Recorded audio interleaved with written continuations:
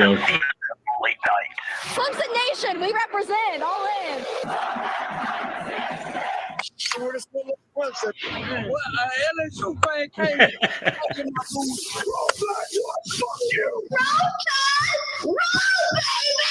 Oh, bitch. Are you that stupid? Yes, I am. I'm not going to sugarcoat things. It's a fucking shit show. I love the eyes, David. I love the eyes.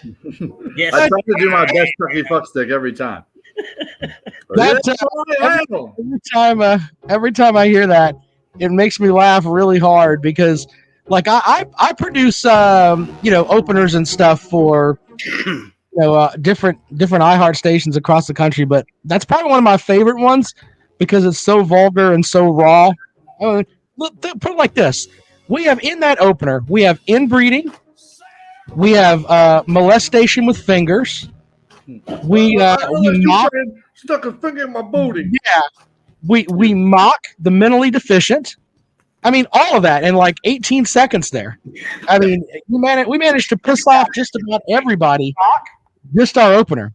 It's really that crazy. Anyway, welcome to CSF Late Nights. I'm Rob Sanders. Thanks for joining me here. My two friends in the bayou. Of course, Average Dave on the bottom, the sloppy party bottom this evening. Sloppy party bottom. And then the semi-power top up there, the gnome. He's not a power top. He can't even reach. Semi, sir.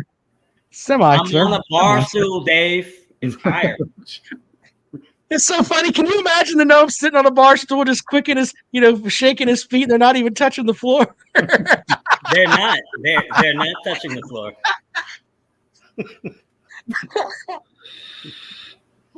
He's just up there just kicking his feet like he's at the barber shop and he hopes to get a sucker when we're done here. Watermelon, please. Oh, man. When I come down there for gnome tossing in 2025, he may slap the shit out of me. I've been razzing the fuck out of him for a long time.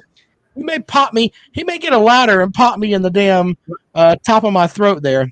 Rob seems to forget that there's actually an LSU Clemson game. It's just all become about the gnome toss. Like there's actually going to be a football game. Yes, there is. We're going to win that fucking thing. Y'all gonna be in rebuilding mode with this idiot Ed Orgeron fucking your program over. Nah, he'll be. We're not exactly on really good terms right now. He'll be 3 or 4 years gone by then. So, I read something hilarious today. The Arkansas fans stormed the field after they beat Texas, and in the NCAA, you're not allowed to do that. Your university gets fined. So no, the SEC does that. It's an SEC. It's not the NCAA. Oh, okay. Yeah, So the SEC. There's a tradition, by the way, that every home game, it's called meet at the Paw. So win or lose, Clemson fans are on the field at the end of the game. They wait 90 seconds, and then you can walk out onto the field like you own the motherfucker. That's so. Cool. Yeah, it's a tradition. It's called meeting at the Paw. And they do that at Clemson and a couple of other spots too. But yeah, it's that's just an SEC thing. You can't storm the court in the SEC. The Gamecocks have been fined for that a couple of times. Yeah. So because they won.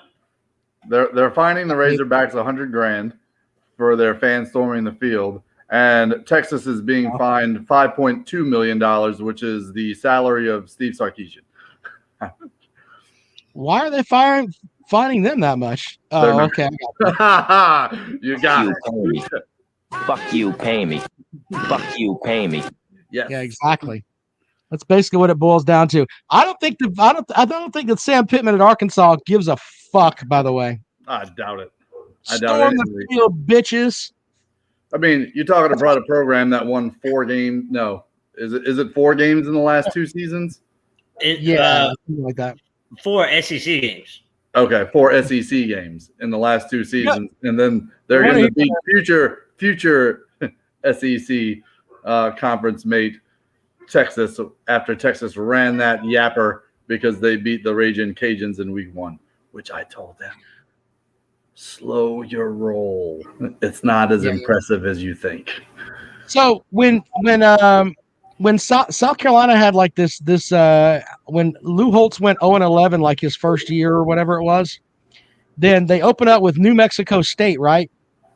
They're fucking, when they won that game, their students literally took the goalpost, ripped them out of the ground, and then carried them to 5 points, which is like probably 2 miles away. But they carried them up the street up to 5 points, which is like the bar set up for all the students. I mean, it's like, motherfuckers beat New Mexico State. Get the fuck out of here. But I'll never forget that. And they ripped the goalposts out down there a lot. I mean, it's crazy. So you know what that means? It means you don't win a lot. That's exactly right. Exactly right. Well, Andre wants to know if Texas is back. Fuck Texas. I'll take no for 2,000, Alex. Actually, that's not true. Texas is back. I think the bus just made it back to the stadium, so the players could get back to school tomorrow. Texas is back.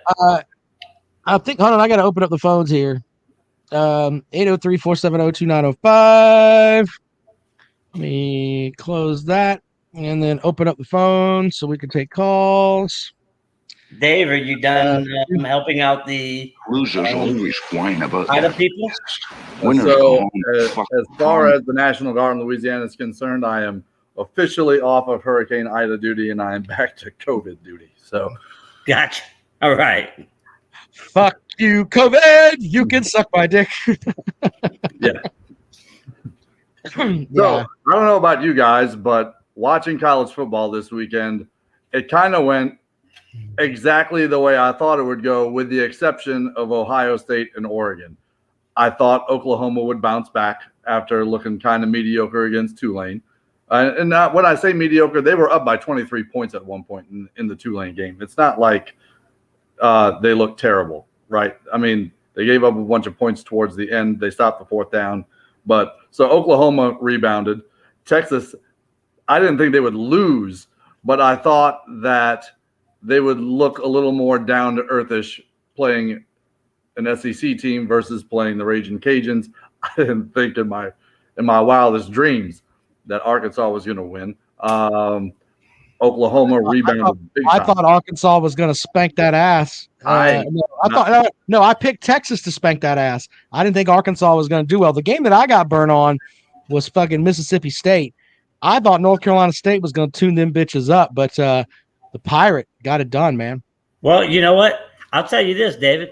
I think Texas's win over UL was a better win than fucking LSU's win over goddamn McNeese State, because LSU looked like shit. Well, so if you want to talk LSU, obviously we're both LSU fans. Yeah, can we welcome in our caller first? That way we don't keep our caller waiting. I wonder who it is. Oh, good evening. What's up, Hello, fellas? caller. Hey, what's up? Hey, Andre? special sound effect. Spout a special sound effect just for Andre. Here we go. My asshole wants to suck cock. Okay, then. Welcome to I was just like, I hope that Andre's like, man, Rob, where'd you come up with that? And I was like, I don't know, but it's funny as fuck. So until I get tired of it, when Andre calls, My asshole wants to suck cock. Rob said, "Let's welcome in our caller," and he does that. That's how he welcomed in the call.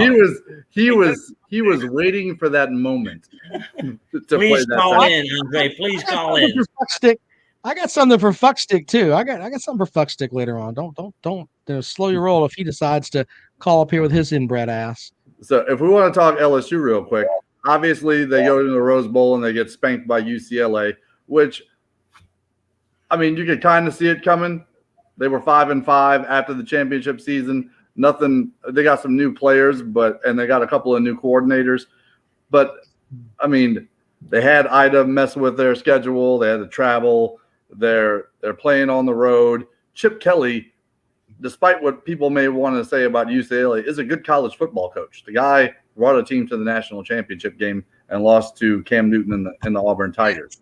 And he lost to fucking Gene Chizik. So every time you say that, David, I value your opinion as a football guy, but let's slow the fuck down on Chip Kelly here a little bit. I said LSU versus McNeese State. I gotta agree, but I don't think UCLA is as good as LSU made them look. I'm sorry. We can sit there and say Ida and the travel and this and that, but dude, if you're Ed Orgeron, you should have them boys ready to play.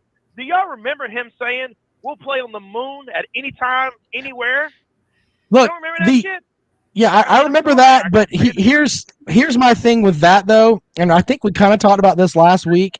The fact that you are not in tune enough with your players that motherfuckers can't make grades, or let's just be honest, you can't get your academic advisors to go and take tests for them because that's what the fuck happens. You can't get that done, and I mean, are you out of your mind? And this isn't just an LSU thing, because I know people think that I just rip LSU all the time. It's not like that. We can use Clemson. I've interviewed guys at Clemson in my day job where I work for Fox Sports Radio, where some of them couldn't string fucking 8 words together, much less, hey, I'm a fucking second semester junior in college. Get the hell out of here with that nonsense. Yeah. He can't get these guys academically eligible. That's like, fuck me in the mouth when I hear that. Seriously. A 5-star running back. A fucking 5-star running back. Yeah, that's the thing. We're not talking about your fucking backup punter here who you're trying to give him some tough love because, 18 months from now, he's going to be trying to get a job at Ingles or what the fuck ever, bagging groceries. And you want him to have that LSU degree to do something better with his life. This young man that is the 5-star running back is projected by Walter Camp to be a first-round pick. And you're telling me you can't get him in fucking History 101 and have him fucking pass classes?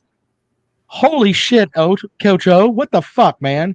Okay. And look, if you guys tell me if I'm wrong about that, am I just ripping him to rip him, or am I? I said this shit. I said this shit last week. Yeah, Jonathan's been mad about this for a little while. It's fucking ridiculous. But I mean, so let's circle back to Chip Kelly though. Did Chip Kelly, yes or no, did he not run the Pac-12 when he was coaching Oregon? It's the Pac-12, but yes. But yes, he did, right? He ran that conference. Then he went to the NFL and was a shit show. So did Nick Saban, and he's the greatest college coach in history. So did Steve Spurrier. So did Steve Spurrier. Hey, I want to ask you a question. Sure. I want to ask you a question. So here's the deal. And we touched on this last week. Do you think that Chip Kelly is the reason why LSU was called out of position time and time again? Do you also think that Chip Kelly is the reason why the LSU defenders forgot how to tackle? No. The scheme was terrible and the tackling was terrible. That's my problem.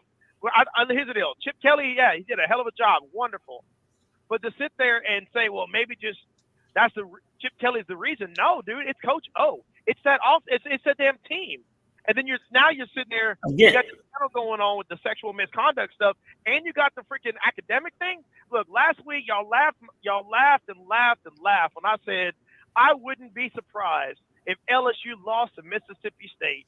If y'all were watching that game against McNeese, you did not see a dominant performance. And anybody who looked at the score says it was dominant did not watch that game.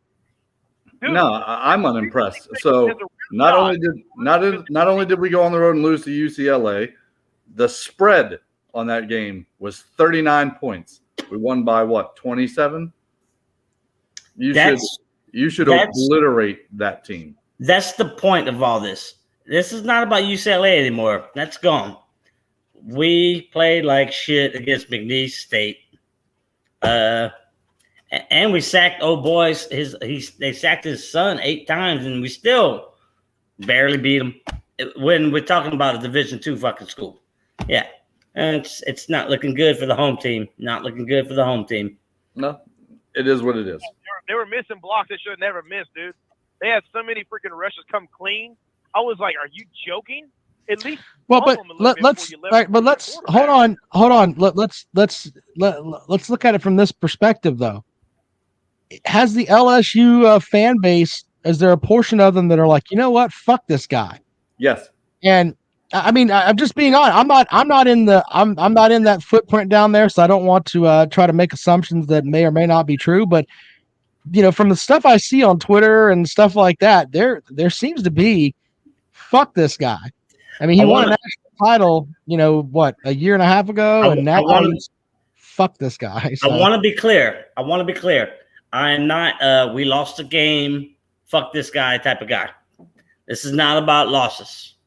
This is about the program that he's running that he can't fucking run. Yeah. I'm done. I'm fucking done. I wasn't done with Les Miles until he lost that game to Auburn. Then I was like, I goof on Edwin here, but I respect his opinion. Bullshit on the academic and sexual misconduct. The fuckers that know football are using that to blame O. I think he should. I think having your players academically eligible is a big deal. So and maybe I'm missing something here with Edwin. I don't know, but they look out of position, and you have to blame him for that. Is Edwin calling us out, or he's more than welcome to? No, we don't have to have a circle jerk where we all fucking get along here. I like being challenged. I don't give a shit. I like when I first got this group and everybody fucking hated me. It was awesome. Wait, no, I'm sorry. Every morning thinking, who fucking hates me today? Right? It was so funny because, and then I was laughing because like 3 weeks later, it's like, hey, you want to be an admin for the group? I'm like, you motherfuckers wanted to draw and quarter my ass because I was beating you in the face with shit. And the only people, I tell you what, there were 2 people that could see through my bullshit, Dave and fucking Edwin. Everybody else I pretty much got. Scott was in a corner crying fucking tears. He's over there in his little SEC circle jerk group now. I can say that over here. Fuck that group. You got to sit over there in that group and fucking jerk each other's dicks about, Vanderbilt Mizzou's a great matchup. Let's talk about that. Let's not have anybody else in here from a different conference. Fucking as long as you don't curse. You cannot curse.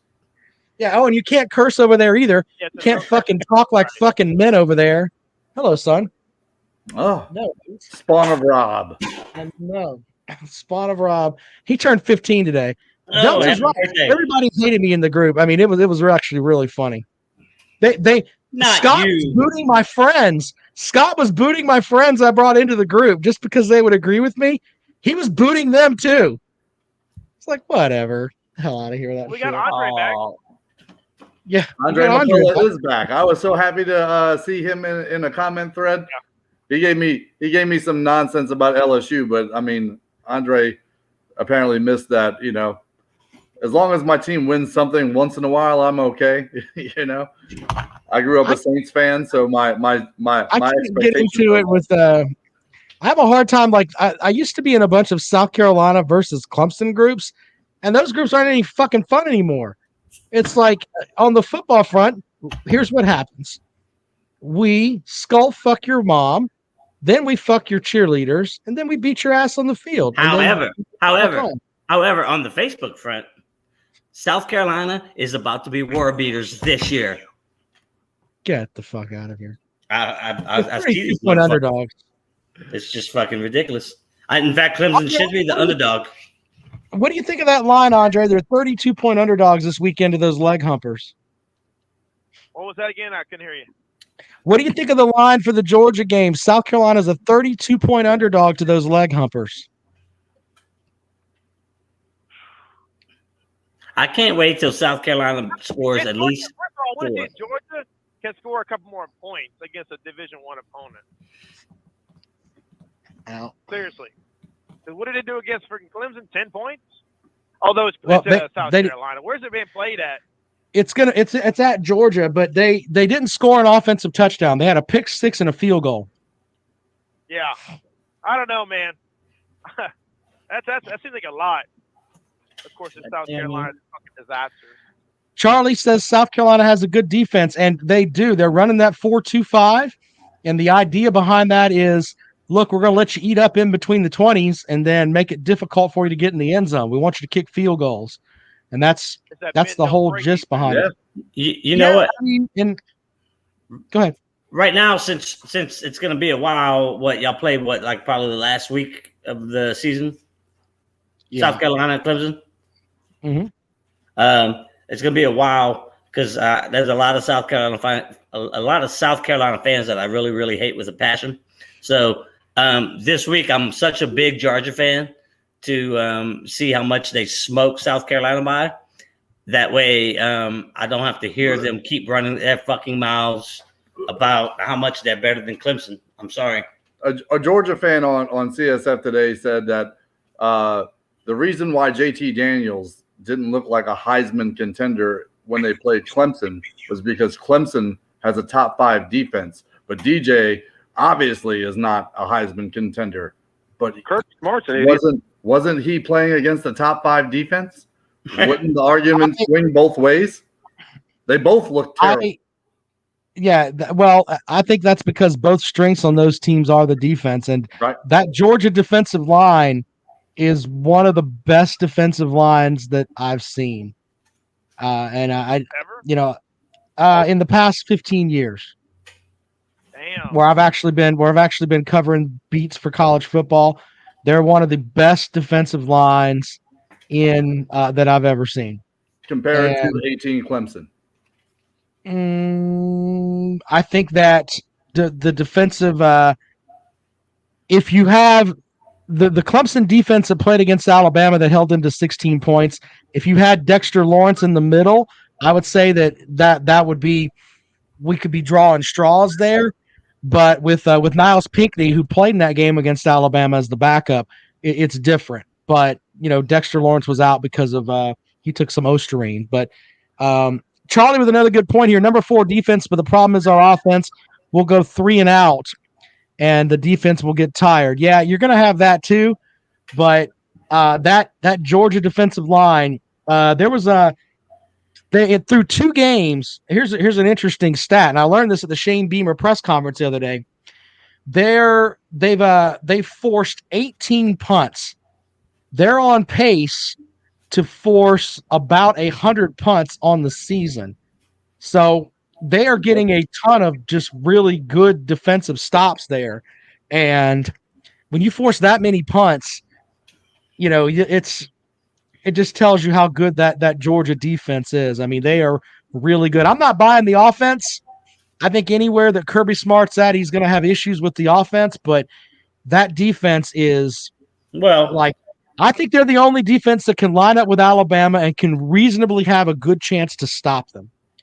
Well, I really believe that. When you have 100 punts, or you force 100 punts, chances are a lot of those aren't going to be from the 50-yard line. That means you're getting the ball in really good field position a lot of the time. So even if you have a mediocre offense, you're pretty much. The other thing with Georgia too is that they're running this. JT Daniels was supposed to be the guy. They had 2 5-star guys behind him, and then they rolled out the guy they call the leprechaun, the midget, the dwarf. All of that. All this shit. Stetson, I don't really give a shit. You may be taller than he is. Stetson Bennett the 4th or whatever his name is. They rolled him out there, and the fans booed him. Like literally, he got booed in front of his home crowd. He goes out there and was like 19 for 23 for 4. I think it was like 255 yards and 4 touchdowns. But the problem that I have with that though is that he said Carson Beck was his backup. So you've been telling Carson Beck, hey, man, be ready, be ready, be ready. JT Daniels doesn't play. And what happens? Go sit over there and let the walk-on come play. If I'm one of those guys, I'm looking around like, why in the fuck am I here? I'll tell you why. Seriously. I'll tell you why. It's because you're concerned about JT Daniels' health. You're not sure long-term how he's going to last. So in that particular game, you start the midget because you want to hold, what's his name, Beck? You want to make sure he stays healthy right now because you don't want. But the guy behind him is a 5-star guy. Well, they're all 5-star guys. Brother, you got 2 5-star guys sitting on the bench. You know what that tells me? If they're true to their 5-star rankings, you can't develop quarterbacks. So there's that. And Jonathan, you're talking about his health and stuff. Look, I ain't trying to, be a softy or whatever. What about old dude's mental health? If you're being told the entire time you're the next man up, and all of a sudden you're not, how do you think that messes with his freaking psyche, dude?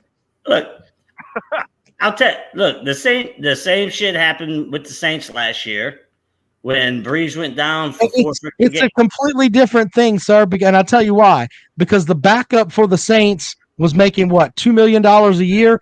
He can sit there and be like, "Well, fuck it. You don't want me to play? I'll take my $2 million check and." Yeah, but my point is different thing. The only reason they played Taysom last year is because they don't need Winslow getting hurt while Breeze is hurt, and then all you got is Taysom. So I believe that's what they were doing. Who the fuck is Winslow? Who's Winslow? Yeah, we're gonna talk about that later. Hold on, we're gonna talk about that later. Who is Winslow? I don't know what the fuck you're talking about. Oh, I'm sorry. Jameis Winston. Jesus Christ. Who the fuck is Winslow? Now on Winslow the gnome. Who the fuck is Winslow? I don't know. I mean, I'm trying to find the clip to play for that because it's just fucking holy shit, dude. I'm like, who's talking about? Carl Winslow, the dad from Family Matters? Family Matters. Yeah, was it Urkel's dad? Was that who was out there that you were working about? No, that was Urkel was the neighbor. They were the Winslows. Okay, well, you know more about that than you do your fucking football team. What does that say about you? Shut the fuck up. That's fucking goddamn. You fucking redneck, cousin fucking, chicken fucking, hillbilly, goddamn East Tennessee outlaw mud show piece of shit. God damn, you're dumb. Fuck you, Evan.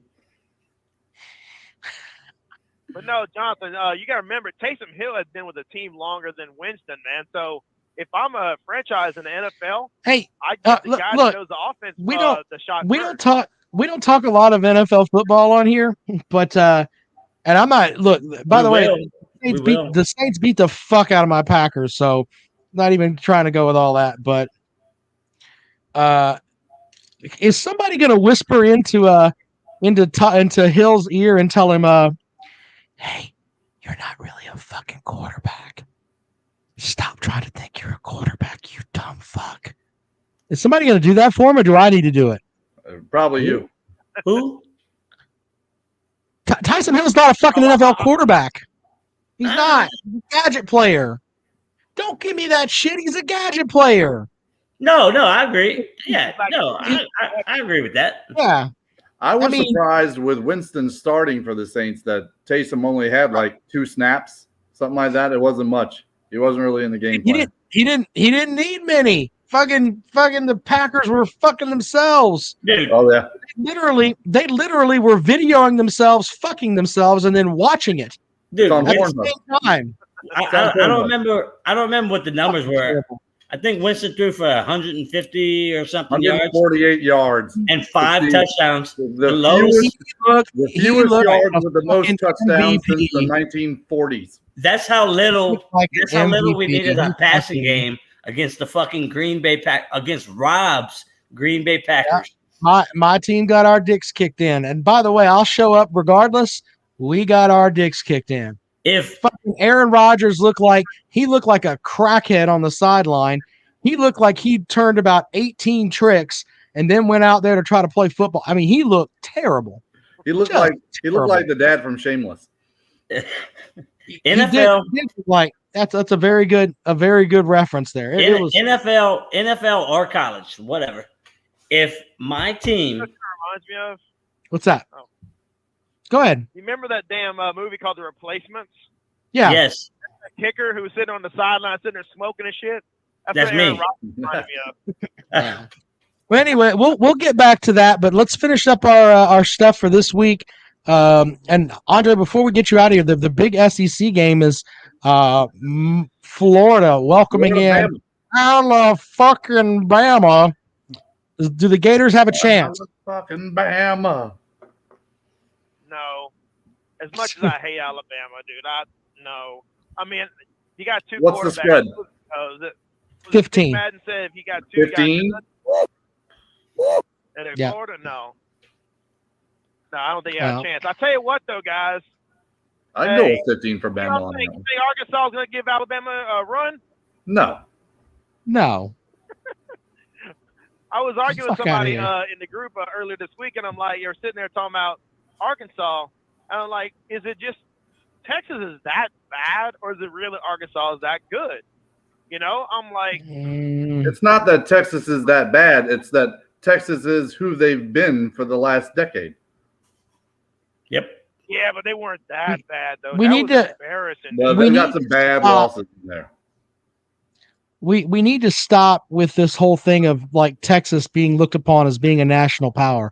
Just because the best example I can give you of this is that, and I hate to go this route, but when I was in college, there was a girl that lived in the dorm across the way from us, and she had like crazy, crazy, crazy money.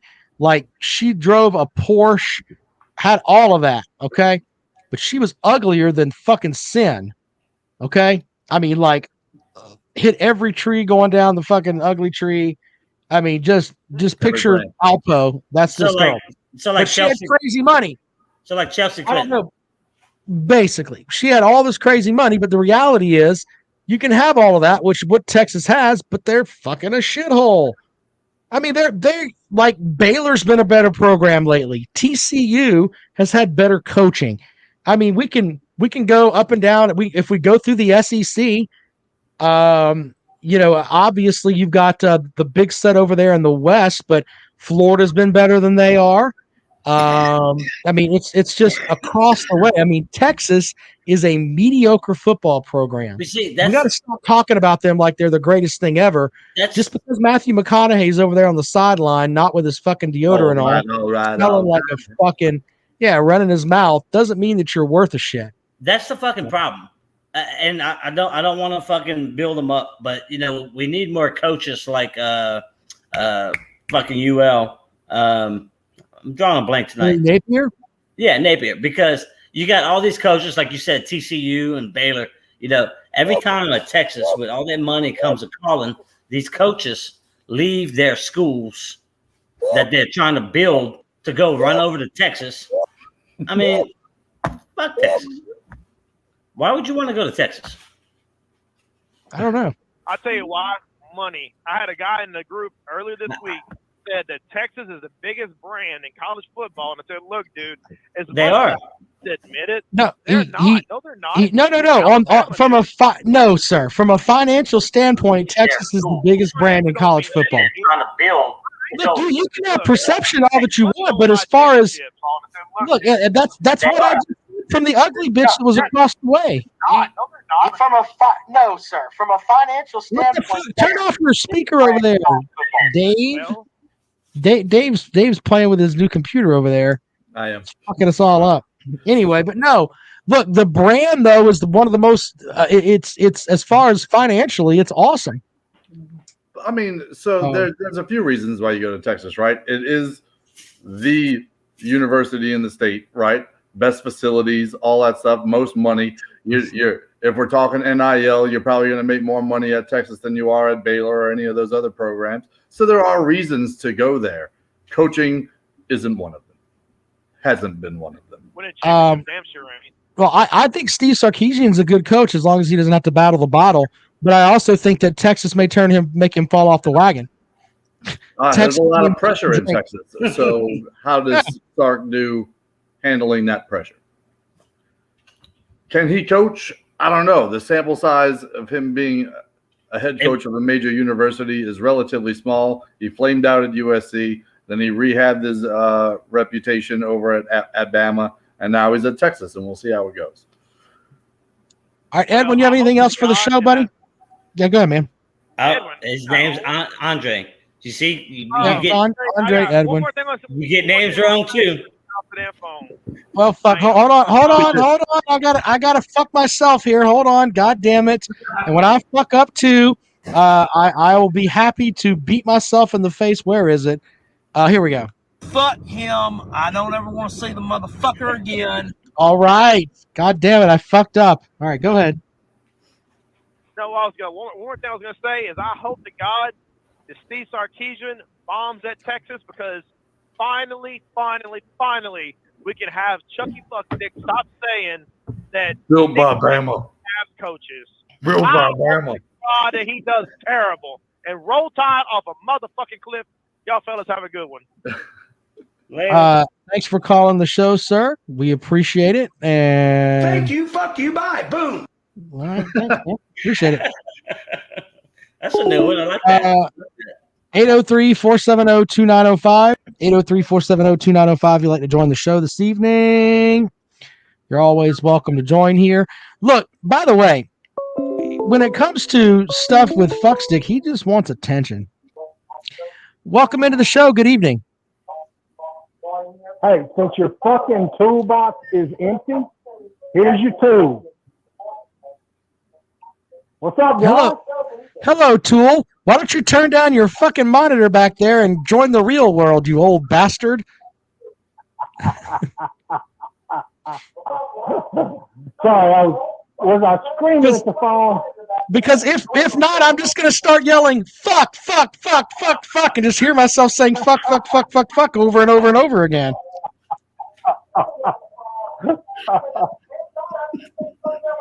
There it goes. Listen. I hear you. It's an echo. Well, it's an echo. That's what we're talking about is the echo. Anyway. Since your toolbox is empty, sure. I figured that you needed a fucking tool, so here I am. All right. Well, what do you have for the program there, Edwin? I don't know. You tell me. Told y'all earlier. Well, goddamn. You know. Well, look. What do you think that Ed Orgeron is responsible for the academic stuff that we were talking about, or do you think that's fair? That's an academic advisor issue, and that's something that is below his pay grade. Okay, well, can we blame him for the fact that they all are running around on the field looking like a bunch of monkeys trying to fuck a football? Can we blame him for that? Yes, we can blame him for that. So you mean to tell me? And if they continue to do that, his ass ought to be gone. But if you continue on with all the other bullshit, that's just people just trying to find shit to blame the coach because they know nothing about fucking football. So, Edwin, you're trying to tell me that if you're running a fucking $100 million a year program, that you can't go talk to the advisors or whoever the fuck is in charge of the advisors and in charge of that guy that's in charge of those advisors, that you need to get my goddamn fucking players eligible? You can't do anything about that? Sure you can, as soon as you know about it. Let me ask you this, Jonathan, because I know that you work in an industry that is big time dollars. The guy that owns that company or the guy that runs what y'all do, does he talk to you on a regular basis? Does he micromanage you? Well, I mean, is that something that he does? No, he pays you good money to do what you're supposed to do. Now, if you fuck up, is he coming to you? Mm-hmm. Edwin has a valid point on there, but Edwin, I'm a guy that believes that Orgeron's contract, he's making $7 million a year. The buck stops with him, and when it comes to, yeah, okay, so you have to take those bullets that come your way. If that were something that were to come about and continue, then yeah, he's the one that comes down on. But this is something that has just come about. This is something that nobody has had any problems with. And now all of a sudden, oh, he's a fucking idiot because he can't keep his guys eligible? Dude, I promise you, he's never talked to them fuckers about eligibility. They've hired these guys and paid them hundreds of thousands of dollars to take care of that. They fucked up. Well, I can remember the only example that I can remember where where I've covered a coach and he said something about academic issues was Steve Spurrier. And Spurrier was recruiting, I think it was Alshon Jeffrey. And Alshon Jeffrey qualified for as far as NCAA stuff goes, but there was talk about he wasn't going to get accepted at South Carolina. And Spurrier came out and said, I don't know what the hell the deal is with this, basically, but if they qualify through the NCAA, then they can come to school here. And we didn't hear another thing about it. That's right. So that's the only time that I ever really remember where a coach addressed academic issues as far as eligibility goes. So because they don't deal with that. Their whole deal is on the field. Now, if you got a problem with O on the field, I got no problem with that. All right, but the other stuff, that's got to be tempered somewhat. Well, I think and I have to be careful on how I word this. In the society that we live nowadays, where the Me Too movement and things like that are out there, I think that the sexual assault allegations and things like that are going to be brought up at a higher level and than it would have in the past. Does that make sense? So it may not be anything that he dealt with. And I agree with that. Whether or not I believe it or not doesn't matter. I agree with that. But the problem is right now, what the media is doing is they're lumping all of that shit that happened under Miles and blaming it on Orgeron. Right? Now, I'm not saying that Orgeron didn't have anything to do or covered anything up or didn't or looked the other way or whatever. Not saying that he's innocent.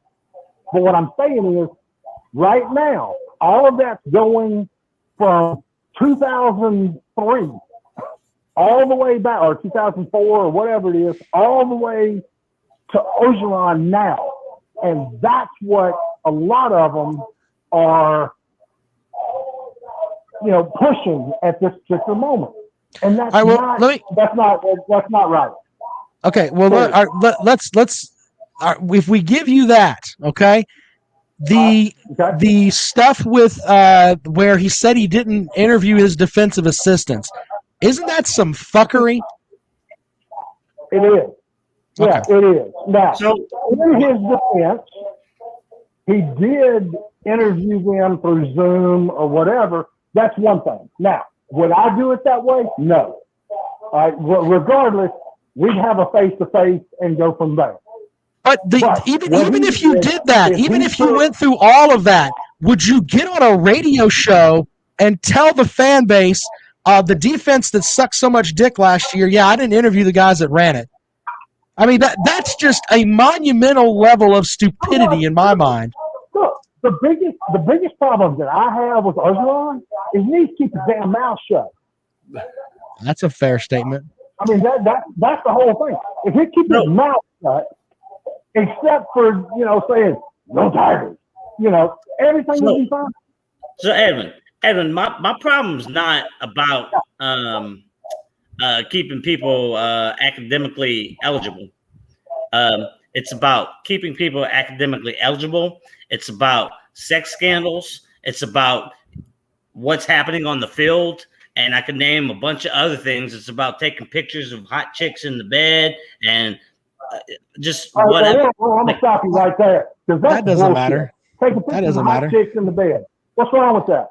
Like, what's the point? Put out there. What is the point? LSU? No.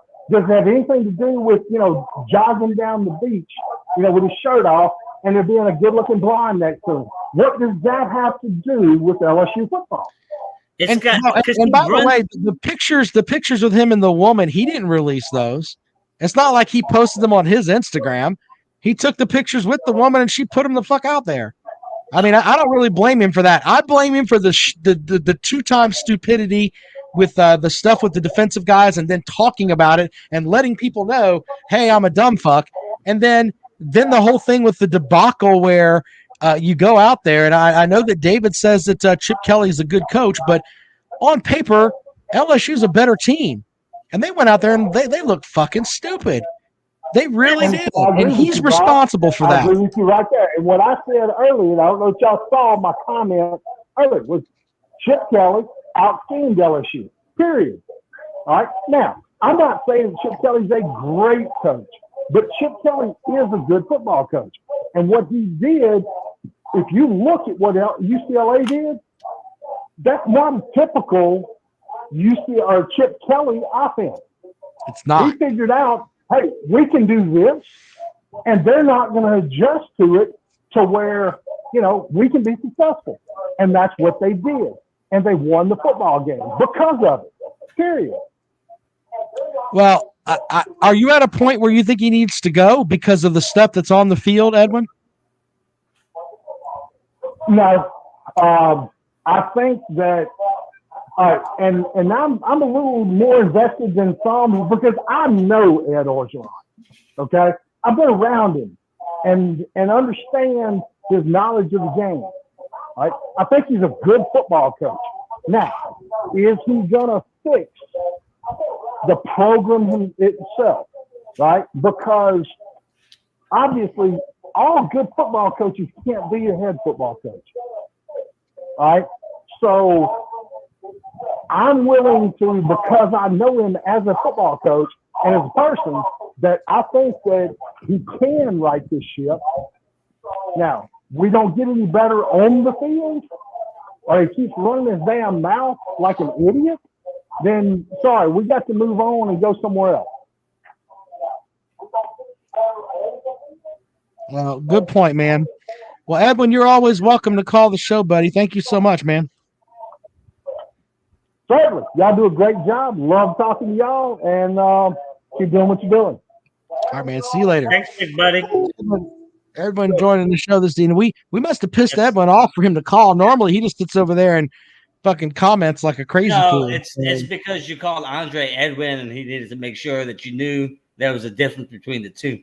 I corrected myself. I beat myself in the face for that. God damn. It sounds personal with Edwin. I mean, Edwin's a fucking old man that's yelling at the sky. Get off of my lawn. Fuck you, rain. You need to rain on my entire yard, not just half of it. You cost me 8 cents yesterday where I had to water the other half with my hose. He knows Coach O. I mean, great. But no, I do agree.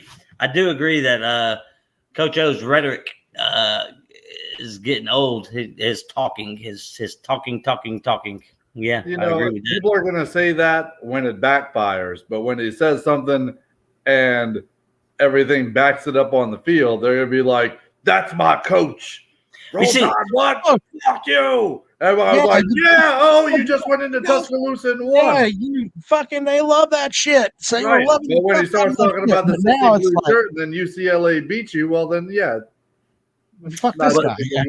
You see, that's why I try my damnedest not to be the guy calling him out about exactly. I think it's too early to call him out for what's happening on the field, because maybe he can right the ship. I just don't like all the other stuff that's happening off the field, and I think that's poor management. I'm not an LSU fan, so I'm from the outside looking in. After that 5-5 season where you had legitimate talent, where you shouldn't have finished no worse than 7-3. 7-3 is the absolute floor, okay? And you finished 5-5. After that season, and then that interview.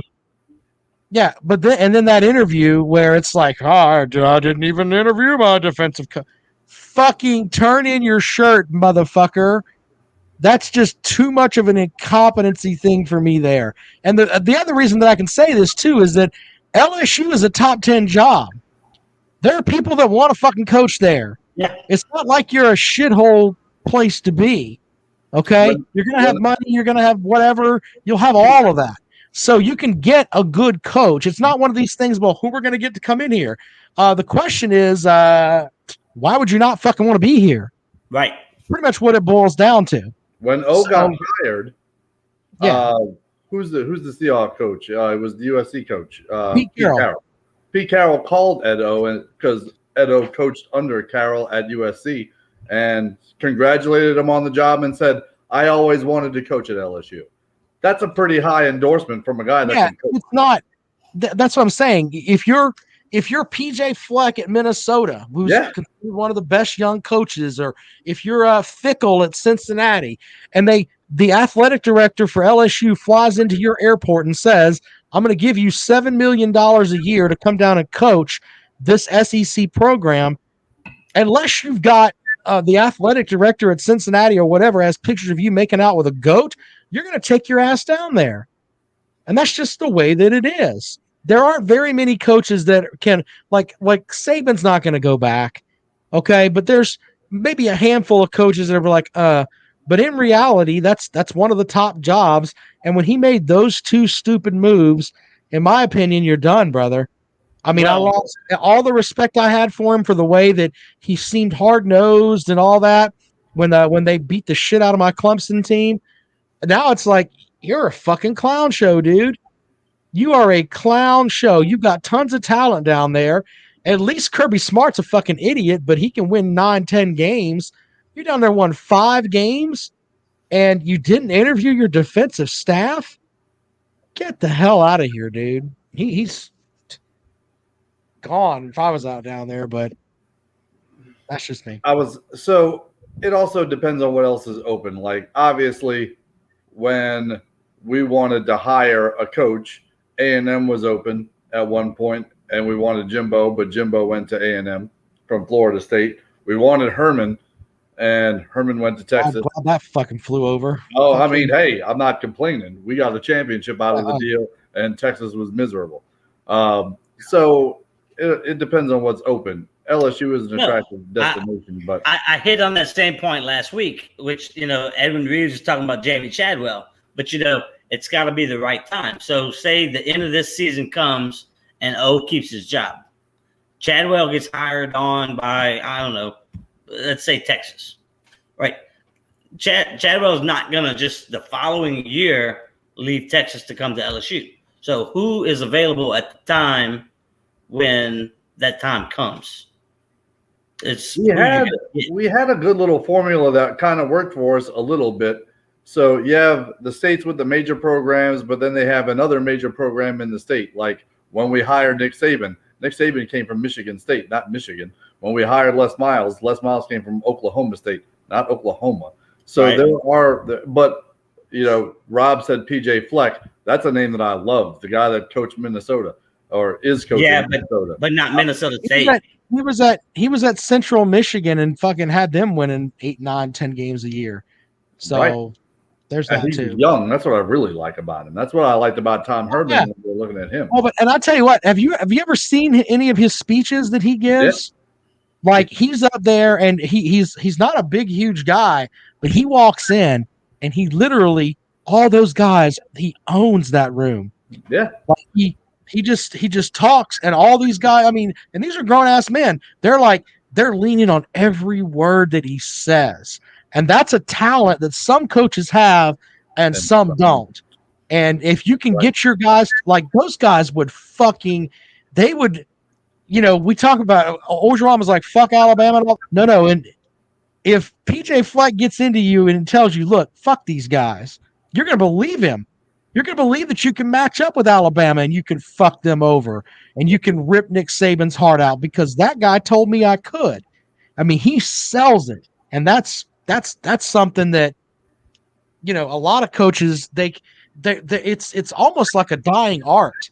That's why Shane Beamer at South Carolina is the same way. The way that he talks to those kids, they're buying it. They think they're a good football team. And their fans are buying it. Oh yeah. But the thing is, again, back to what Dave brought up, like say this position comes available at the end of this year. It's too early for Beamer to leave South Carolina. So Beamer's off the table. Oh, but would you want Beamer? I'm not saying that Beamer would be there. I'm just saying that he's one of those guys that's like Fleck that has the capability to command the room and be a leader of men. Like you want to follow Shane Beamer. I'm not saying I want Beamer. I'm just saying it's who's available at the time that you need to coach. Right. So with PJ Fleck, I believe that he's been at Minnesota long enough to where if LSU came knocking on his door, he would listen. Yes, unless next year some big school calls him before we're ready to hire. What big school would be open? None of them really have a coach on the hot seat. Sark just took Texas. Riley's not going anywhere. All the major programs are set for right now. Oregon's doing fine. In the SEC, in the ACC, there's probably going to be 2 openings with, but they're not major programs. Syracuse is going to be looking for a new coach. I think that's Florida State might be looking for a new coach. I mean, I don't think that's out of the realm of silliness with Mike Norvell. Florida State. While we're talking about coaches and hot seats and possible switches, is there any team that you consider to be a good program more underwhelming at this point with their 2-0 record than Notre Dame? I think I don't know if they play Wake Forest or not. Wake Forest might whip their ass. I mean, I haven't said that on my show yet, on my regular radio show. Wake Forest is one of the most underrated programs in the country, and if they play Notre Dame this year, they may whip their ass. I'm serious. Coach Clawson, you want to know why? Well, we're talking about coaches. Coach Clawson at Wake Forest, you want to know why he's not a head coach somewhere else? Because he's too fucking smart. He'll go into the damn press conference and literally people won't get him because he's too smart. Edwin says Dino Babers is a good football coach. When we interviewed Dino Babers, I've interviewed him twice. We interviewed him at ACC Kickoff this year. He's another one of those guys where you're talking to him and it's like, oh fuck. I mean, he gets you by your balls and just like, look, this is what we're doing. And he's like, I've got these guys, this guy, this guy, this guy. We demand this, we blah, blah, blah. But it's not used car salesman like, it's real. You know, when we interviewed Bobby Petrino sounded like a car salesman. You know, Babers doesn't. And that's sad, but Babers knew what he was getting into at Syracuse. And, you know, but they're just not winning enough games. They really are. So, but Florida State could be the type of program of Miami where they could pull a coach. Back to what you're saying, they could pull a coach ahead of LSU. Right, but Dave, do you think that anyone wants to go to FSU right now? If you have the choice of going to FSU or LSU, it's not even close in my mind. Yeah, but I wouldn't Miami take. Might be a different story, but I don't think FSU would. I wouldn't take that FSU job for fucking 10 million a year. Yeah, but you're going to be there a bit, dude. I mean, they are a worthless program right now. But you could build it back, and I'm sorry, you're playing in the ACC. Look, the problem that I have with people talking about building it back, it's a different landscape in Florida right now. If you look at Georgia's roster, they're getting a lot of talent from Florida. Unless you get that right coach. You also have to deal with the fact that you've got Miami down there doing their thing. Willie Taggart is doing really well on the recruiting trail down there as well. Jeff Scott is pulling Florida kids. And let's not forget, UCF is going to be a Power 5 team next year. Yes. So the idea of just rebuilding it quickly at Florida State is it going to be true? Is it going to be next year? Yeah, they're talking about they can let them in next year. Is what so they are going to have 14 schools because Oklahoma, Texas, they have to work out everything. But the reality is that that's probably what's going to happen. But in theory, UCF is going to be another Power 5 team that's going to have Power 5 television money, and they're going to be able to go out and recruit. And Gus Malzahn knows how to recruit. So, and have you ever been to Central Florida's campus? It's fucking nice. If you get the kids down there, especially, it's like you're looking around. It's like, man, this is a fucking nice ass campus. All right. That's funny you say that because I was talking to a close personal kid friend or family member of mine, and apparently those kids really care about what the campus looks like. They really do. Well, they I mean, facilities are important. Like if you go to South Carolina's facility, which is not far from my house, about 8 miles from my house, they've got, and you've got the same thing at LSU too, but I mean, they've got all the bells and whistles and all that shit. I mean, they got a fucking recording studio where you can go in and record your rap album down here. I'm not joking. They've got that in the players' facility, barbershop, the whole 9 yards, right there in the building. Clemson's got a facility that's got miniature golf. Seriously, you got a miniature golf course. Got all kind of shit that you can do up there. I'm fucking sold. Kids like that kind of shit. So I love miniature golf. I love miniature anything. Well, that's because for you it's not miniature. Oh no, that's like I use a fucking pitching wedge whenever I play putt. A driver. The fuck? I mean, a mini golf course to you, like a par 3 mini, is probably looks like a par 5 on a regular golf course to you. Yeah. Or trying to see how close you can get to the hole. I'm trying to draw some backspin. I got this shit. That's why I said a pitching wedge. Jesus Christ. So I wanted to hit on this too. I'm a football guy. I love football. So Dave's running the fucking show tonight. The rookies in the NFL making their debuts. Paulson Adebo for the Saints picks off reigning MVP Aaron Rodgers. I thought that was pretty cool. Jamar Chase looked like he figured out how to catch an NFL football. Trevor Lawrence is not a bust. It was his first game. I don't want to hear any of that nonsense yet. He's playing on the worst team in the NFL. Wait, I was about to say that. I mean, yes, he's playing, and they've been one of the worst teams for 5 years next to the Cincinnati Bengals. So him and Joe, let's see what they got. Justin Fields, I don't think it's going to be long before that dude is behind center in Chicago. The Andy Dalton show, in my opinion, was a shit show. Kind of on par with our shit show, but you know. How do you run Howdy Doody out there as your quarterback? I don't get that at all. Look. Now you see, I'll disagree with that. Andy Dalton was a very, very, very serviceable quarterback in Cincinnati. Chicago doesn't have shit for fuck as far as wide receivers go, or anything on offense. So we got it's not Jimmy Andy Graham. Dalton. What? They got Jimmy Graham. He can catch a football. He's proven that. When was the last time Jimmy Graham was fucking relevant? When was the last time that anybody used him the same way the Saints did? Exactly. As a true, so what you're saying, tight end. So what you're saying is Jimmy Graham was basically a system tight end. I'm saying that you don't line Jimmy Graham up on the end of your line and tell him to block a defensive end. That was never his game. It was never going to be his game. No, he was basically a fucking wide receiver with the. He was a basketball player playing in the slot. He didn't do fucking Green Bay.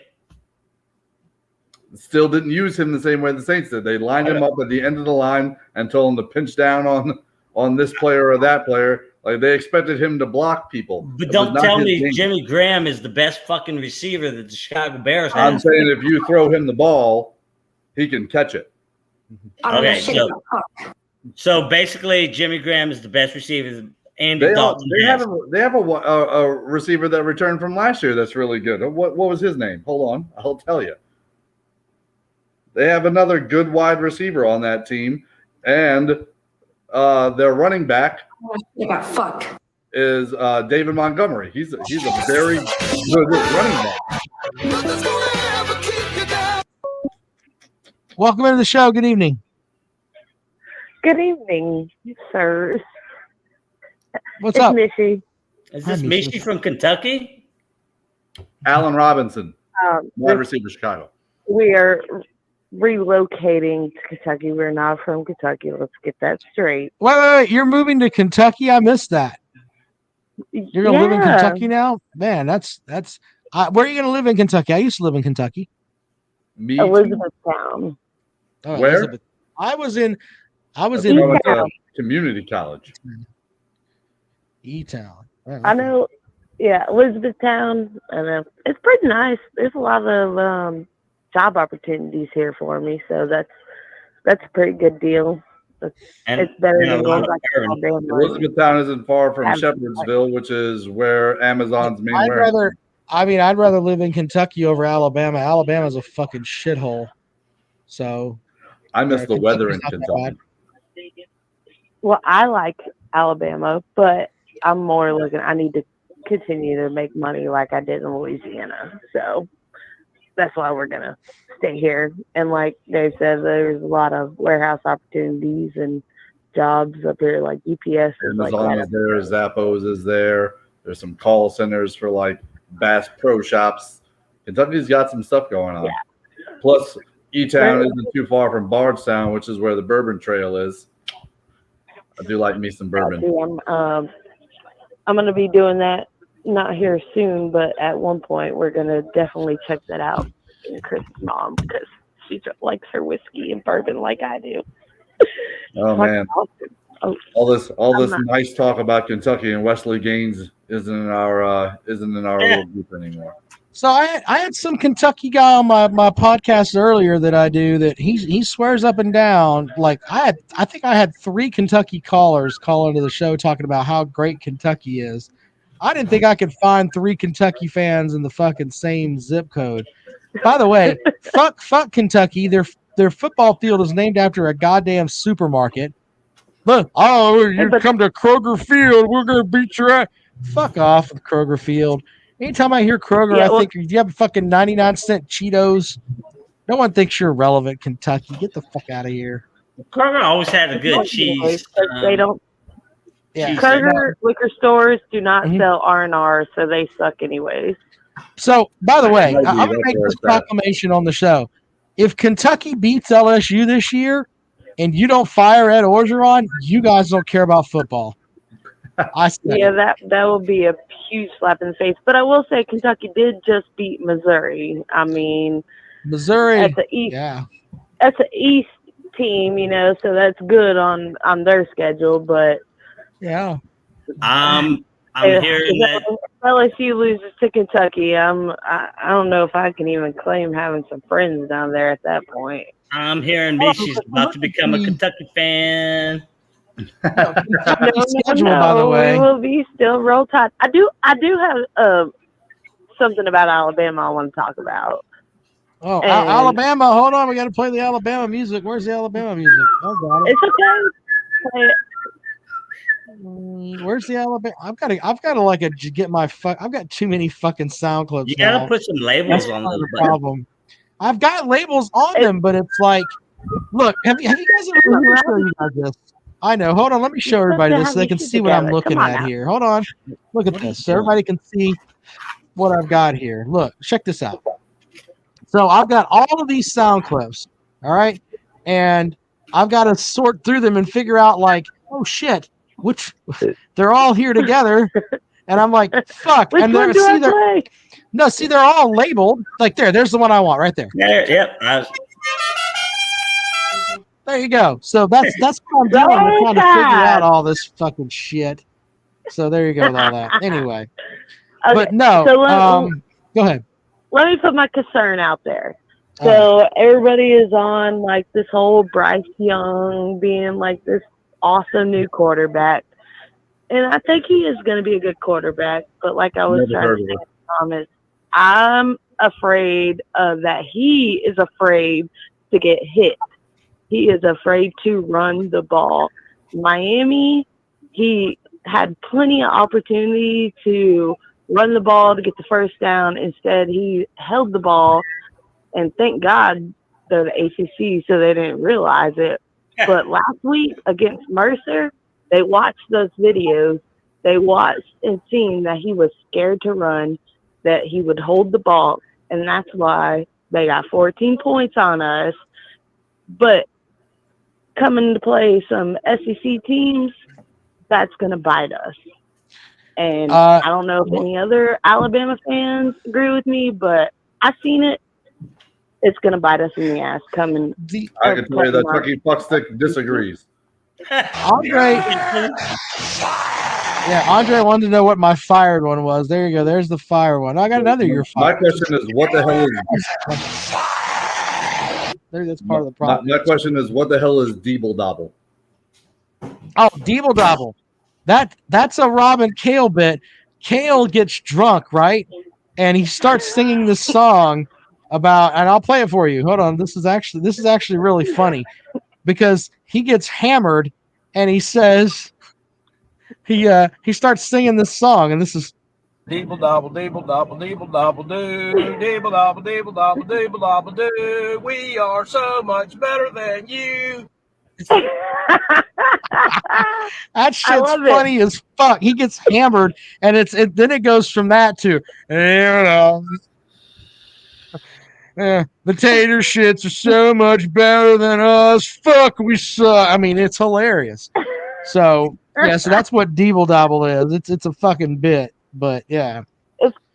Well, Yeah, like I've the got Deeble so Dobble, many kind of clips. like what Bryce Young does. Deeble Dobble, what the fuck am I gonna do? Yeah. No, I mean, and I've got like this one too. That's just Kale pissed during the show. Fucking bastards! I fucking hate you. So I mean, a lot of them are just shit that he said. Like I told him this was last season. It was like hey, your 4-string running back's not playing. This is his exact words. Oh, fuck. Now we might not win. Sucks. I think y'all see it, Kel, like special guest in on our show one night when he's really drunk. Neck. Well, I'll get Kale in on a show. Kale is here's the thing about Kale. Kale, he sounds like he's a hillbilly, but he is a smart motherfucker. It's like he knows his football and everything else, but he's also funny as fuck. Some of the shit he says, I'm just like, holy shit. He let's see here. What was this So is he gonna take David's job? With what? Oh, I don't know. Let's see. I got him saying things like, I fucking hate him. You know, little things like that.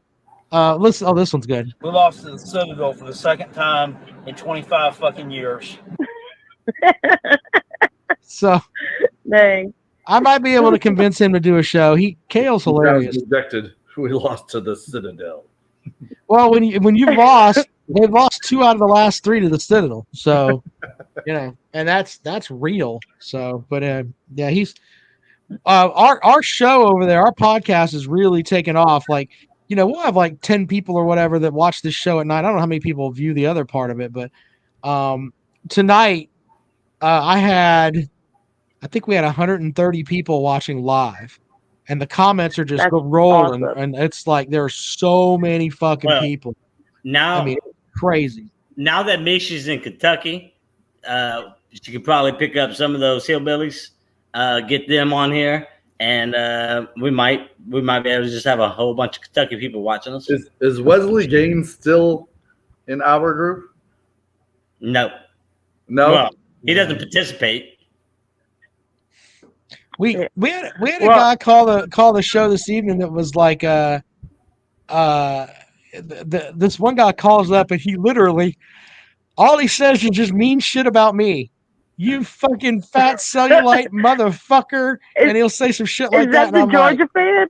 Yeah, it's a Georgia fan, and he'll say things like, "Oh yes." Yeah, and he'll say all this backward shit to me, and so I told him like a couple weeks ago, and I just let him go because I don't really give a fuck. Fucking, I'm a happy motherfucker. My wife's got fucking triple D titties that I get to go look at every night. I don't give a fuck what you think about me, you ignorant redneck fuck stick. So, you know, he kept on and on and on one night, and I finally told him, I was like, you know what your problem is? I said, first of all, you know, you're a Georgia fan. That means your team's going to suck forever. But I have a couple of things you don't have. One, I have fully developed shoulders, which you can't get because you're a pussy. And second of all, you can't stand the smell of alcohol. And he's like, what do you mean by that? And I said, every time you smell alcohol, you think back to when you were 12 years old, and your uncle's breath and stubble on your neck, or his stubble from his neck on your shoulder, and your little bum hurting. That went live on my show. And the guy fucking messaged me afterwards, and he goes, I didn't even know where to go with that. Not even know where to go with that. So yeah, that's the kind of fuckery we have on the Rob and Kale show with those fucking idiots. They're becoming it's to a point now. Well, they're calling into my radio show during the day now because I stream my radio show. Those cocksuckers are calling into my show during the day, and they're like, one guy called in today. He goes, "I just want to know why you hate Georgia." And I'm like, "It's not an issue of hating Georgia. I hate your coach. Your coach is an idiot that walks around with a Mr. Potato Head haircut and wears a women's golf visor." I disagree because I love Kirby. Kirby is fucking awesome. But he has a Mr. Potato Head haircut, and he wears a women's golf visor. How about it's not about hating Georgia? It's about, I don't know, I'm a fucking Clemson fan. I hate all of you. Yeah, well, but on my show though, I try to be objective.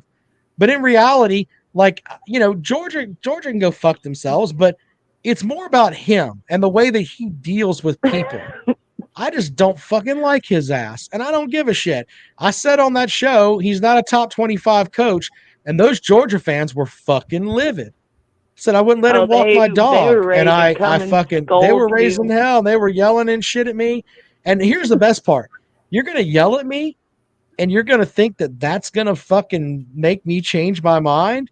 You're out of your goddamn mind. Now I hate you even more. Call up, cuss me out. I don't give a shit. Please do this because I'm just gonna laugh at you. Yeah. We're all gonna laugh at you. No, I'm freaking dead. But I'm gonna do some recruiting up here in Kentucky.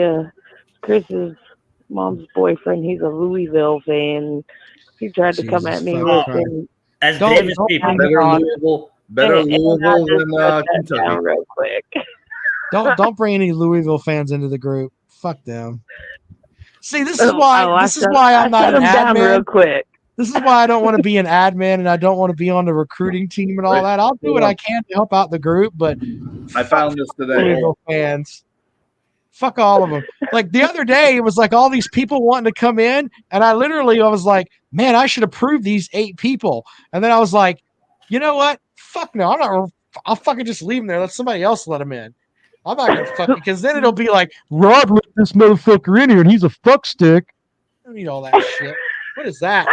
Oh God. Look at Dave when he was at Louisville. Boy,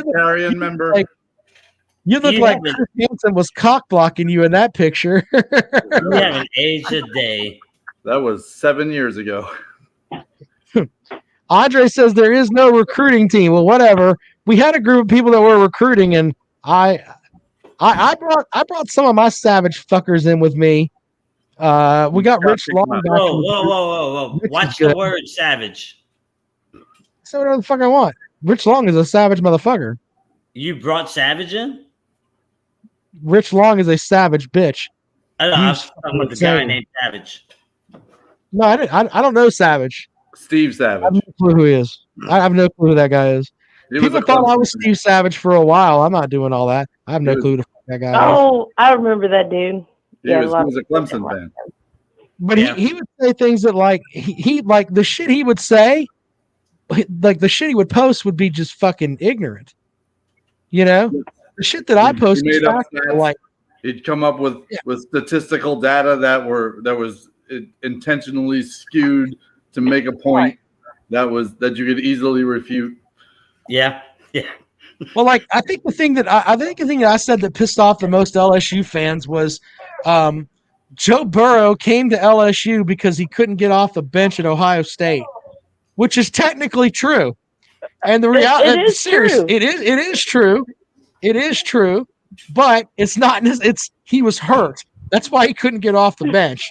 But the reality is, it's a true statement to say Burrow couldn't win the starting job at Ohio State. That's why he went to LSU.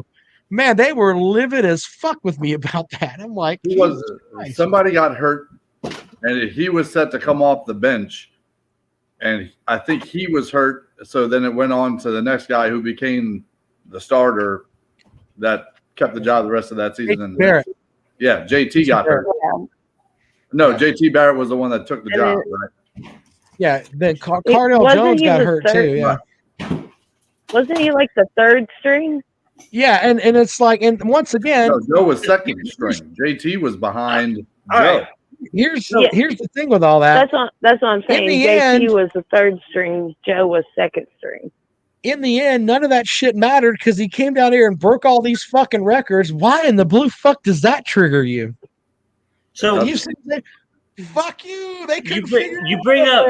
He came up here and you bring up something I thought about earlier that because you got this guy. There's this guy I know from Tuscaloosa, Alabama. Let's just call him Charlie Bird, right? He claims that Hurts is from Alabama. You know, built by Alabama, right? Oh, he is. Built by Alabama. Alma says University of Alabama. Wait, no. All right. So can Ohio State claim Joe Burrow? They did. What? They did. Right. Ohio State claims Joe Burrow. Yeah, they like rolled out and they congratulated him and all kinds of stuff. All right. So what I want to know, whenever I see on Monday Night Football, hold on. Does Joe Burrow's diploma say I don't the give a fuck. University of Ohio State, or does it say LSU? Hold on. The relevant thing here is where it claims to be University of Alabama. When they announced that Joe Burrow was the first pick in the draft, it said Joe Burrow, quarterback LSU. It didn't say shit about Ohio State. That's right. What the fuck are we talking about here? So that's some ignorant ass shit. On their diploma. What I want to know his when diploma Monday night, says Ohio State. He was a graduate transfer. When God. Philadelphia plays on Monday Night Football and they say fucking Jalen Hurts that's when I'm gonna accept whether he's from Oklahoma or fucking Alabama. I don't give a fuck because players all the time go to one school and then they can get a graduate's degree at another fucking school. Whatever school Monday Night Football says, that's what school he went to. I don't want to hear about this Alabama shit no more. Yeah, and if you know, it's silly that he showed up to a press conference wearing an Alabama shirt, and he was asked a question. Exactly. He showed up to Alabama's fucking first game, if I'm not mistaken, too. I know there was a whole bunch of previous Alabama players there, but I thought I seen him there. But I get what you're saying, Jello. Whatever Monday Night Football says, and I ain't even got to had the chance to watch Jalen on football because I did. Apparently like on network shit, like it's areas. So hopefully I'll get to watch that. David, I got Jalen Hurts behind Mahomes in one of my teams, so it's kind of iffy. I took Lamar first. What? Hold on. Just so we can settle this right now. All right. What does it say? Right there's Jalen Hurts right there on the NFL page. What does it say? Oh shit! Oklahoma. And you know these players get to pick. Oklahoma. So when Fuckstick says that, fuck him. When Fuckstick says, he's fucking Alabama, Alabama. Well, you know what? Here's a thought. Here's a thought for Fuckstick and all you guys. The 2018 Clemson team beat fucking Tua and him and Mac Jones and the Heisman Trophy winner. We butt fucked that Alabama team. Just butt fucked all of them. They were sitting on the sidelines with their ass gaping like Anal Avengers 8000. That's what happened. That's built by Bama. Fucking deep-dicked. Fuck Alabama. Mr. Sunshine ain't been at Clemson. Fuck him. Fuck that. Fuck all that shit. And by the way, when you look at Trevor Lawrence's thing, he did none of this shit where he transferred. Fucking he went to Clemson and stayed there. What none of this shit? Well, I gotta go somewhere else. I'm just saying. One fucking school. Hopefully Clemson comes up with something because it looks like Clemson ain't got nothing without Trevor Lawrence. But we'll see. Trevor Lawrence will be fine. Oh no, they do. That dude's dad has money. But so shut up. This one guy on CSF.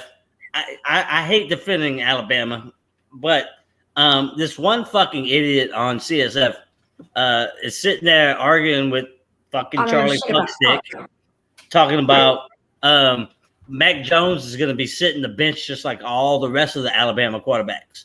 Now, y'all can claim Jalen Hurts in this conversation. Like, does this dude even watch football? If Tua, Hurts, and Mac Jones are all actually starting fucking quarterbacks in the NFL, how is I would say, wasn't Mac Jones' name starting quarterback for the Patriots?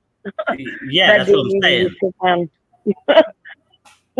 I guess he just feels like Mac Jones can suck a dick too. Mac Jones can definitely suck a dick, and so can the New England Patriots.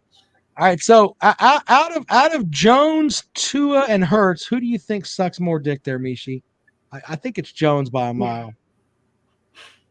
Tough questions here on CSF Late Nights. Wait, are we talking about like who's going to be the better quarterback in the NFL? No, we're talking about who actually sucks penis out of those three. Well, I don't think all of them do, but I think Mac penis. Jones sucks a bunch of fucking dick. I think if you threw Mac Jones a bag of dicks, he'd think it's Christmas. I think Mac Jones may do the best out of all three of them just because of having Belichick and Saban are kind of like terrible. In the same arena. Sure. But I do think that Jalen Hurts' overall career is going to be better than Tua's and Max. You see, I was about to tell you that. Jalen Hurts, the quarterback from Oklahoma, is going to have a better career than those two. Yes. BC, I love you, dear, but I gotta get off here. And but Fuckstick wants to call for a minute, but you're always welcome to call, dear. Well, I'm glad I got to speak with y'all tonight. And like I said, people are going to agree with my assumption on Bryce Young, but just watch over the next, like this week, we play Florida. Him not wanting to run that ball is going to affect us. Well, does you think he sucks more dick than Mac Jones does? Yeah, so far, yeah. Yeah, so far. Okay. But there you go. that's early assumptions. You know, when you make an assumption, you make an ass out of yourself. Well, Mishi, hopefully we're still doing this show in another year, and we get to get all your commentation on Kentucky when you're a big fan of them. Well, other than the fact that I'm going to go to the Kentucky-Alabama game when they finally play, that's the only Kentucky news you'll get from me. Other than the cool caverns that they got up here. I'm going to get married in a cave, by the way, y'all. Oh, fuck all that. I ain't getting married in no fucking cave. Fuck all that. All right, Mishi. Have a great night, dear. It's cool. Good night. It is, dear. Peace. Good night, dear. All right. Final call for calls at 803-470-2905. 803-470-2905. If you'd like to join the show, that's your cue to call there, Chucky. Get your fucking McDonald's minutes put on that motherfucker. Nah, with all the storms we've been having, I think he's got to go to Burger King to get his Wi-Fi. Yeah. All right. Final call 803-470. See, we're he's just gonna come on here and just fucking run his dick sucker. We know that's gonna happen. Jesus Christ. Got 2 minutes to call and then I'm done. So do you have the song? Do you have the song ready? Picks for this weekend. Quick picks for this weekend. Who does LSU got? Y'all got who you got? Nobody. Michigan. Central Michigan. Oh, Jesus. All right. Well, we won't pick that game. South Carolina, will they cover the 32? Yes. Okay. Yeah. What do you think, Jonathan? Yeah, I think South Carolina covers the 32. All right. And yes, son, we know. Well, we'll go, buddy. My boy wants to go to San Francisco. He likes to let me know that. Yeah. The other one is Clemson minus 28 to Georgia Tech. I think Clemson scored 70 points on Tech last year. They may throat fuck Tech this year. I don't think they cover. I do. Over and under on how many times Fuckstick says Saban is at 8, Edwin says. At least 8. Thank you guys for wishing the boy a happy birthday. I can't believe that I have a 15-year-old son. I don't look like I'm old enough to have a 15-year-old son, but Penn State -5 at hosting Auburn. Yeah, that's a pretty good pick there. I got a 7 in the Robin Cale Callaway's Pick'em Challenge, and I think Auburn will cover the 7. I think so. So, all right, fuck stick. It's time to call if you're gonna call. If not, we're getting the fuck out of here because it's late. Because my ass Yeah. gotta- Yeah. I Oh, honestly, well, I think try again. Try again, fuck stick. It should work. I think Penn State beats them straight up. Honestly. Mhm. It should work. Miami is favored over Michigan State. Yeah, that's -8, I think, right? According to ESPN, it's -6. Yeah, I like Michigan State there. Oklahoma 22 over Nebraska. Nebraska sucks. What a fucking shit game that is. Oh, but they're building it up. Well, it's the 50th anniversary. They used to have a solid rivalry. Yeah. Yeah. Hey, and Tulane has more SEC titles than South Carolina. I mean, do we have to go back that far? I tell you what was funny is when the Clemson had to practice down there at the when Clemson was playing down there in New Orleans, they actually went to Tulane Stadium there, and they had the Tulane SEC championship banners. Welcome into the program. Good evening. Hello, everybody. Hi. Is this Charles Beard? Roll Tide, and all right, this is one thing Go ahead, buddy. Are we done? Okay. I just want to say, okay, as much as I say about Alabama, Nick Saban, all that shit, the LSU fans do the same shit with Joe Burrow. The same exact fucking shit with Joe Burrow. They gargle Joe Burrow's nuts just like y'all say. I gargle Saban's nuts. They gargle Joe Burrow's nuts. And that's all I have to say about that. That's all I have to say. I will make a correction for you, fuckstick. Alabama does not have 56 players on active NFL rosters. They have 53. Oh, excuse me, 53. We have the most players. It is the most. As of right now. Second place is Ohio State. Third place is LSU. Okay. So Bama, Dave, Bama has the most players in the NFL right now, correct? On active rosters, yes. And Chucky, who's your coach? Mr. Nicholas, y'all can call him Mr. Saban or Coach Saban, but he was with y'all at one point. He could have done a lot of things for you, but he's with us now. But anyways, all I'm saying is, if Saban is such, hold on. If Saban's such a great coach, I mean, why wasn't he Coach of the Year last year? Why did that go to Jamie Chadwell? Jamie Chadwell was the Coach of the Year. I made a stupid ass fucking bet. But we don't have to talk about the bet. We're just talking about how if Saban's the greatest coach, he should have won Coach of the Year last year, right? Yeah, he should have every year. The bad boys of Myrtle Beach, motherfucker. It was. I realized I made a stupid. I said some stupid shit. I do that a lot. I tend to say stupid shit. I do that. What are you drinking tonight? What are you drinking tonight? I'm going with time or furniture polish. Which one are you James drinking? Catwell was Coach of the Year last year. Yes, he was. He was the best up and coming coach. That's turpentine. Yes, He's drinking Saban turpentine. has won it before. Saban has won it before. Oh, that was two more. I realized things that I said, and yes, Saban should win Coach of the Year every fucking year because, well, I mean, he just is. But they judge it on the best up and coming coach. I understand that completely. If you want to go on the coaches, Saban should win the fucking shit every year. I mean, there's no doubt about that.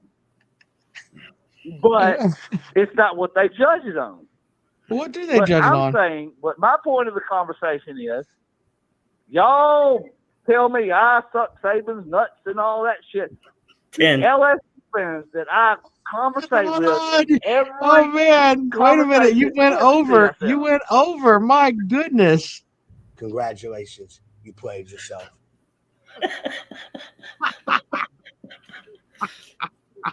whatever the fuck I did. I don't care. Well, I'm just saying. fuck's sake. There was an over-under on how many times you had mentioned your coach's name. So, fuck's sake, I defended you earlier. Well, yeah, I did that. You're allowed to go back in history if LSU fans that you argue with on CSF want to continually go back to 2019 and argue. They cannot call you out for going into history if they go back into history also. I mean, I'm going to talk about Joe Burrow for at least the next 5 years. With that, no, listen to this shit here. I argued with a Bama fan about our 18 national championships. Yes, I argued because Edwin Reeves has schooled me on that. I argued with a Bama fan that, yes, we have a lot of that, but there are some that are not. I'm just saying, I'm being honest. I've learned a lot from the man.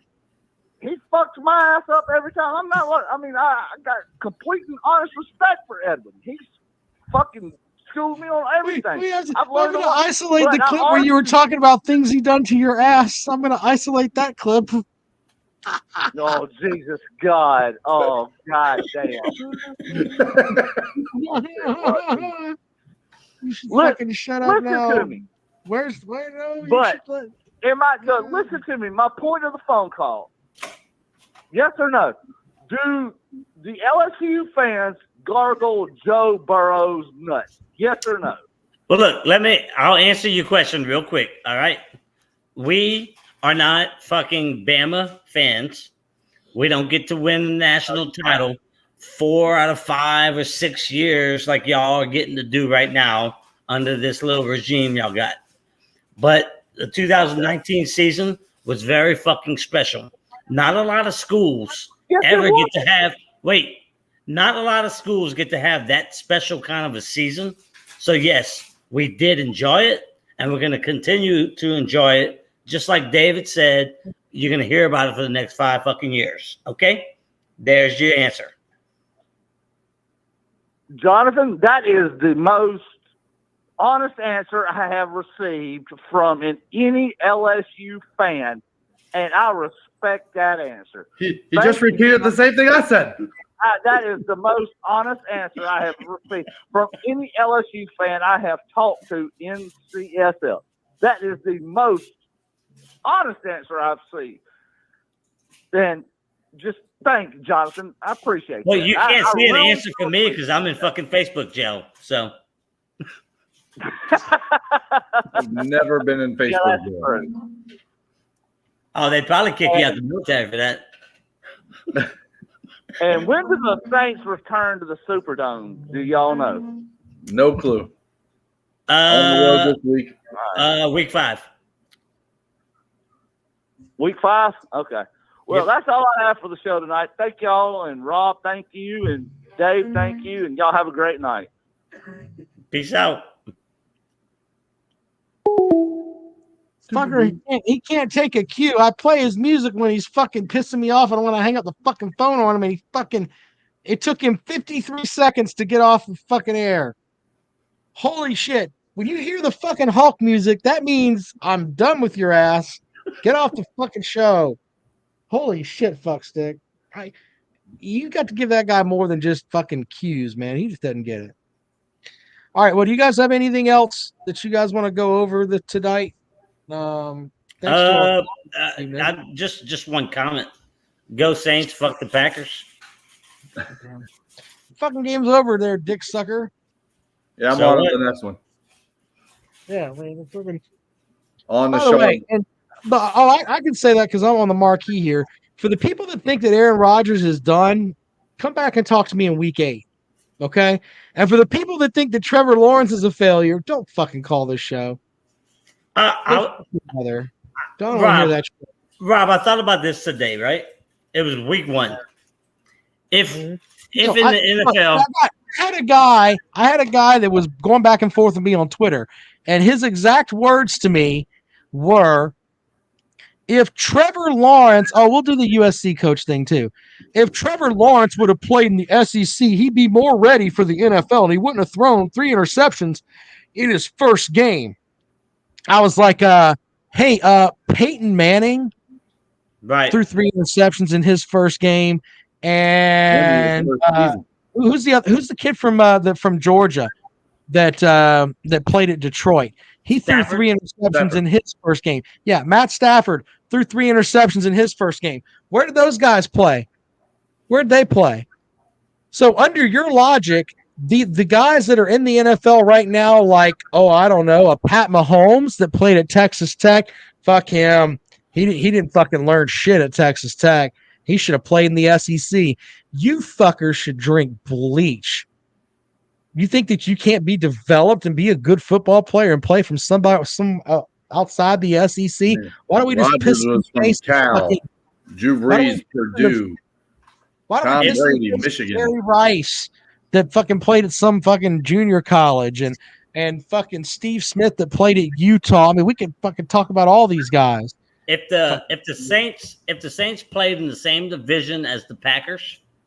Oh yeah, when did Drew Brees play? Drew Brees had to play at a fucking SEC school, right? Oh, he played at Purdue. Exactly. If the Saints played the Packers, or if we were in the same division and had to play again, I would be scared to play them because, like you said, week 8 when Aaron Rodgers starts rolling. Hey, where did Joe Montana play? I mean, he had to play at an SEC school, right? Of course he did. Of course he did. Where did he play? Oh, Notre Dame. Notre Dame was in this. Oh, well, surely Tom Brady played at but Joe Montana played. Joe Montana played with Rudy, so. But I mean, okay. Did Tom Brady play in an SEC school? Oh no, Michigan. Tom Brady. Guess he didn't. I guess that didn't. Tom Brady earned a lot of points with me last season, so. Where did Andrew Luck play? He played in SEC school, didn't he? Just throw it out there. Fucking clowns. Fucking ignorant asses. All right, who's going to be next? Where did Jamarcus Russell play?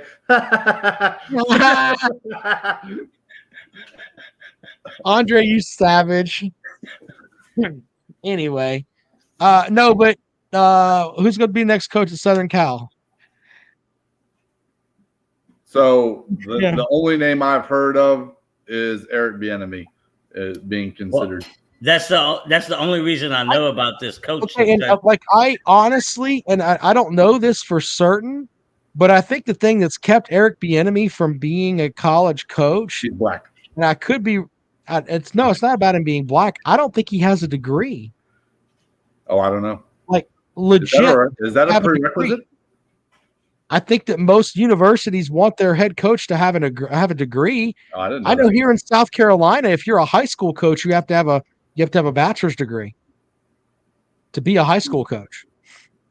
So I honestly don't think he has a degree. I mean, and I'm not trying to bash the guy. The guy's fucking brilliant, but I remember hearing that he doesn't have a degree.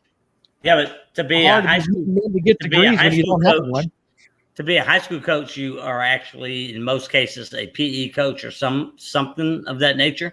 So you are actually a teacher. You have to have a teaching degree. Whereas you don't have to have a degree, but I mean, do you think that's something they would want at Southern Cal? Just saying, just a thought.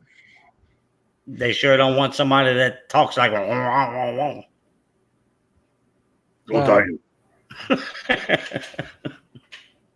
I think Southern Cal, if I had to like pin somebody down to take that job, I mean, I think that Fickle is an interesting prospect. And the people that are saying that Urban Meyer, it's like Urban Meyer, they're paying him so much fucking money. He ain't gonna leave anywhere. The only college coach I've heard in connection with it was Dan Mullen. I don't think Dan Mullen wants to coach at Florida anymore. I believe that. If somebody hires fucking Urban Meyer to coach their fucking team, I might just stop watching college football.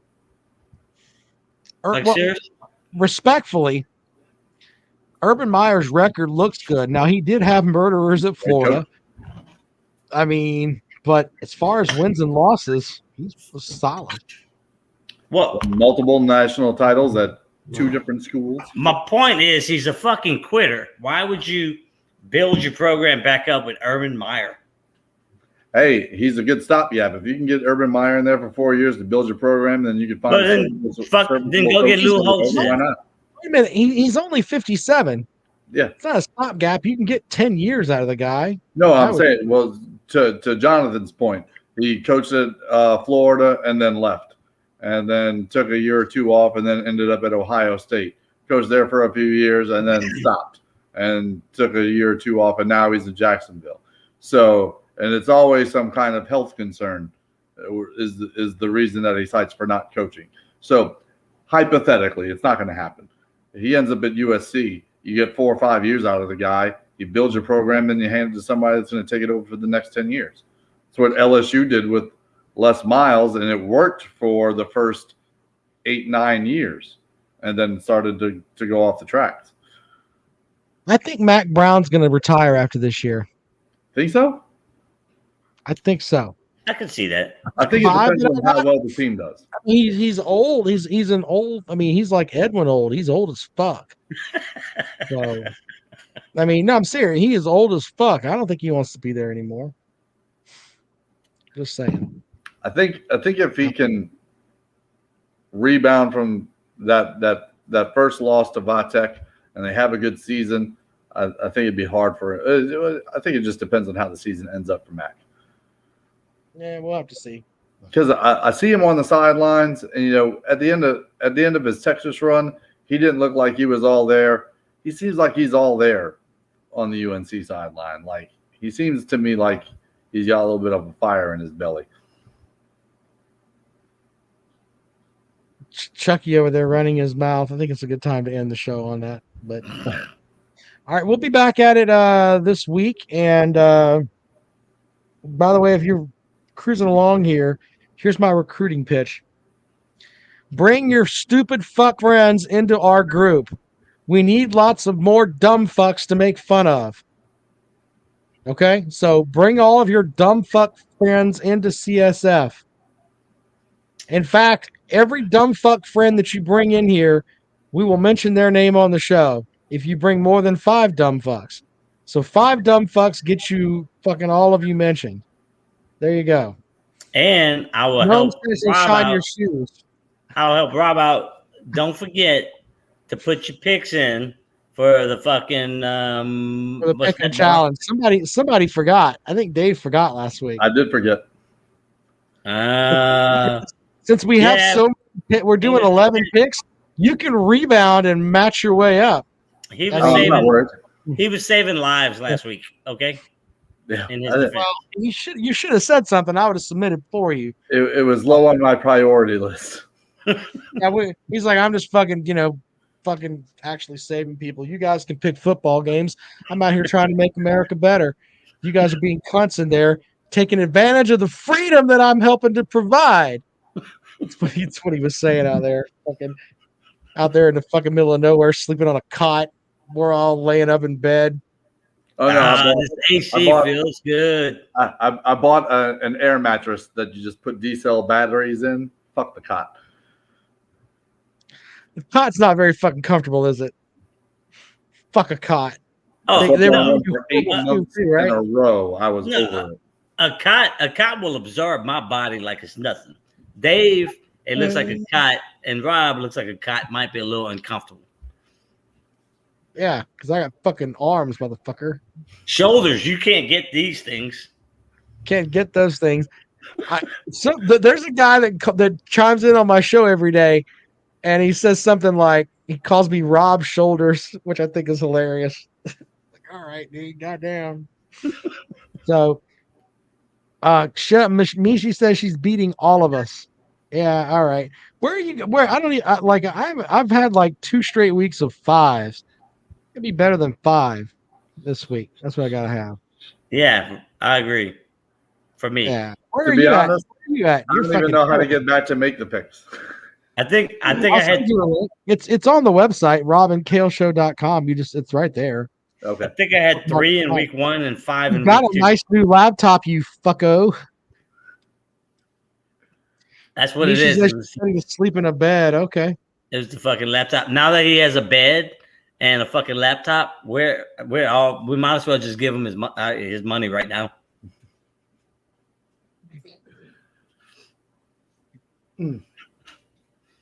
Holy shit! All right, with that, this show's a wrap. Oh wait, I gotta play the clip. Hold on, no, I got the clip to end it. This is my end the show clip. Here we go. Thank you. Fuck you. Bye. Boom. Boom.